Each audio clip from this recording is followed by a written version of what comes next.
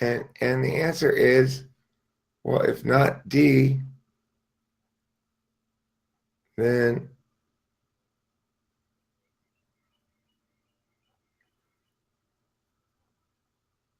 A is not B. What about the cat and the dog one? I don't know how that one goes. Once upon a time, there was a cat and a dog. No, the thing where you have one cat and one dog. Blah blah. I don't remember it exactly either. Is it another logic thing? All right. Yeah, it's what I've heard you say it.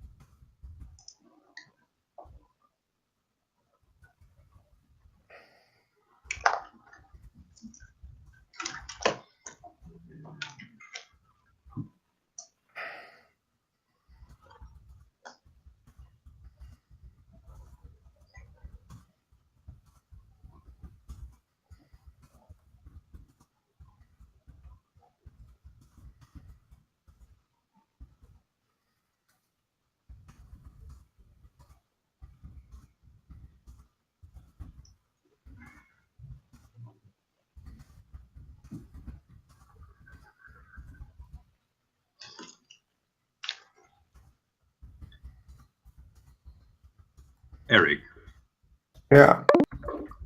the thing is, I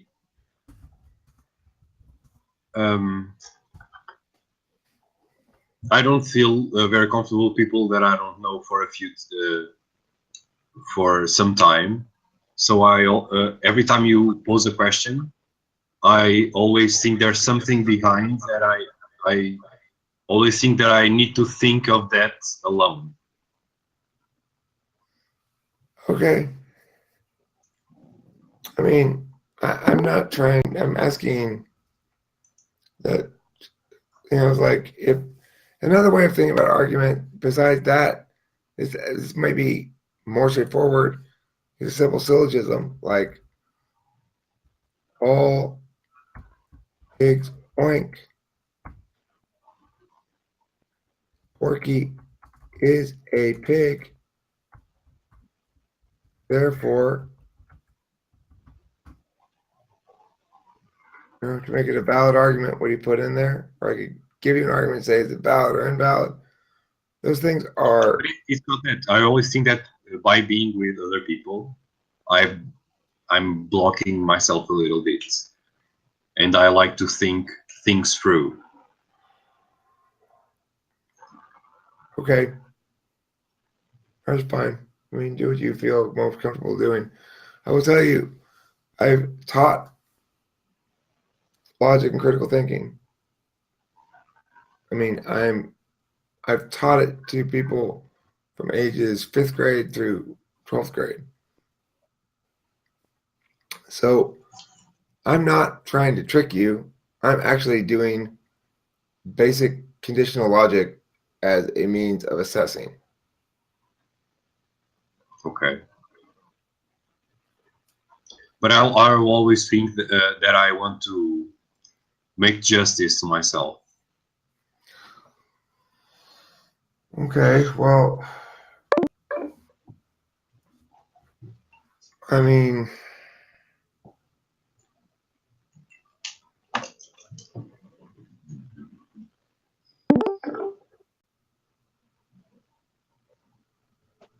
let me ask you a different kind of question then. If you know that you want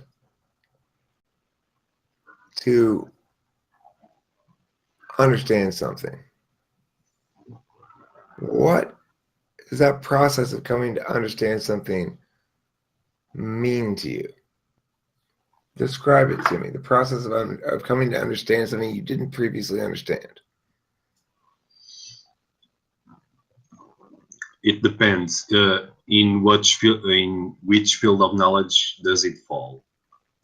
If it falls on something that in one field that I've already have a good base of knowledge established, I will probably start right away. If I have to build a base from scratch, it will probably be on the back of my mind, and I will leave it for later. And I know that sometime in nearly 2 weeks, 3 weeks, a month, 2 months, it will come to me, and I will search for it. Okay, but let's say I said, oh, I would like you to learn more about epistemology, what different theories of epistemology, or understanding what it means to have an epistemology different. I want you to have a more nuanced understanding of epistemological thinking. How would you go about trying to either improve your existing understanding of it or learning about it if you don't know anything about it already? How would you go about that? I would read, like always. You read about it. Okay. First, I would select the best material for me to read. Then I will select the order of reading from the most basic to the most complex, and I would learn. Okay, well, let's say you're reading about epistemologies and you encounter two epistemological theories that are in conflict with each other. The things you're reading are presenting them as, here's a couple of different explanations of this. This is one theory, this is the other theory. The thing you're reading, okay, what are you doing with that reality that you've just encountered these two things that are contradictory to each other in the same piece of literature? The literature is presenting them both to you for your perusal. Describe to me your relationship with those ideas. I will analyze them both the same way, in the same way, find flaws in both.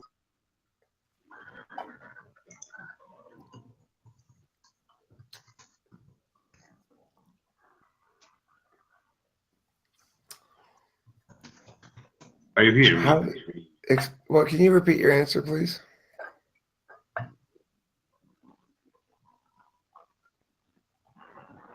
Try to I find would try flaws to in find both. flaws in both theories. Okay.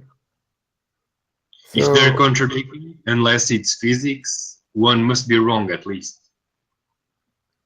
right. Okay. So, let's say you determined that they. Or at least both of them, one or both of them will have points wrong, some points wrong. Maybe not completely wrong. Okay, we have 3 books about the same thing written by 3 different people, same topic, but in each one of them there are slight differences. How do you handle that information? What do you do with it? You read all 3 books and there are differences in them. Yeah.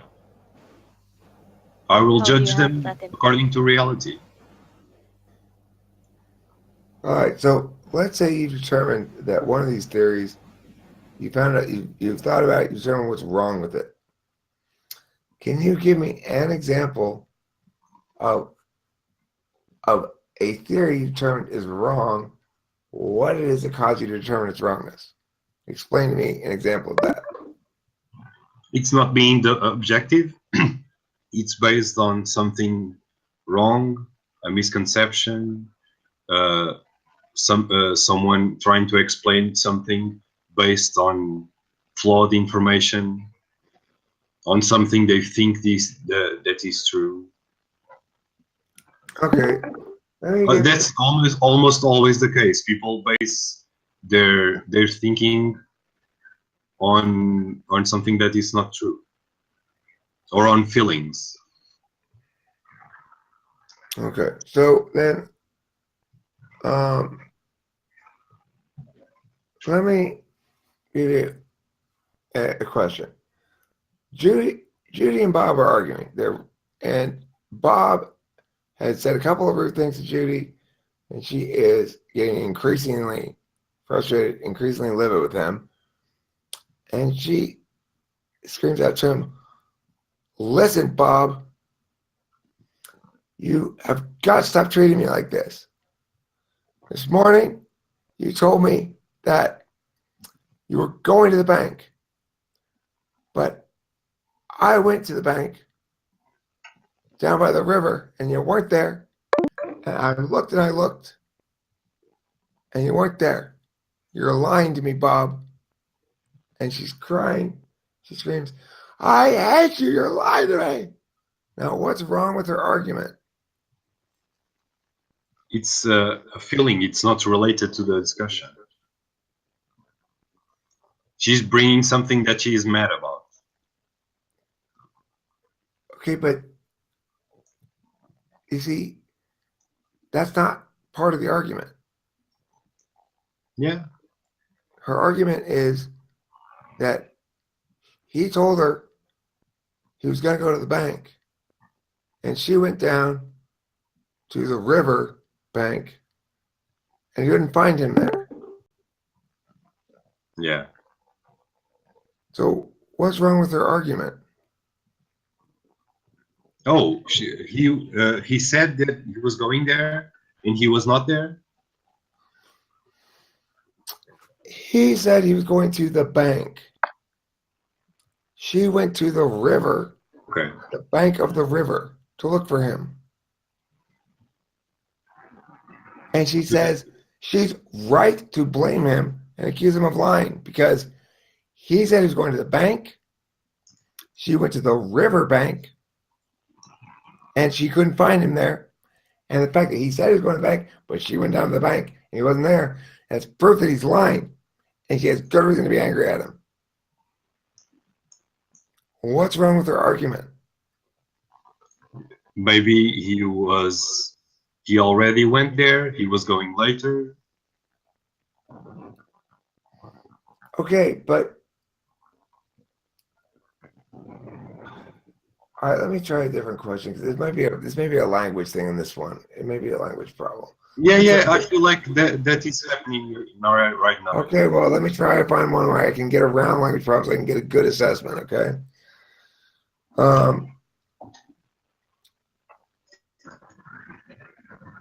Okay, same situation. Judy and Bob are arguing. Judy's very angry. And she says, "Bob, you have got to stop feeding our children these foods. You know that this bread is not as natural as this apple. Therefore, the apple is a lot healthier. Now, you need to start paying attention to this goddamn Bob. I hate you." She screams, okay? What's wrong with her argument? Okay. First, she's saying that natural means healthier. That's not necessarily true. Good. So that's a naturalistic fallacy. Yeah. Okay. So if she were to say, "Bob, I hate you because you are physically injuring me. You are physically injuring me. Look, my arm is broken." Her arm is broken. "You left the refrigerator door open and I ran into it and I broke my arm. You are being violent against me. You're physically injuring me." What's wrong with her argument? My sister makes that type of questions a lot because she's in law school.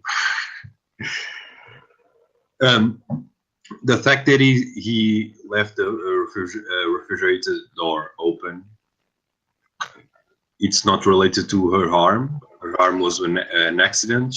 He's not responsible. Okay. In the case of the refrigerator door, he cannot legally be accused. But if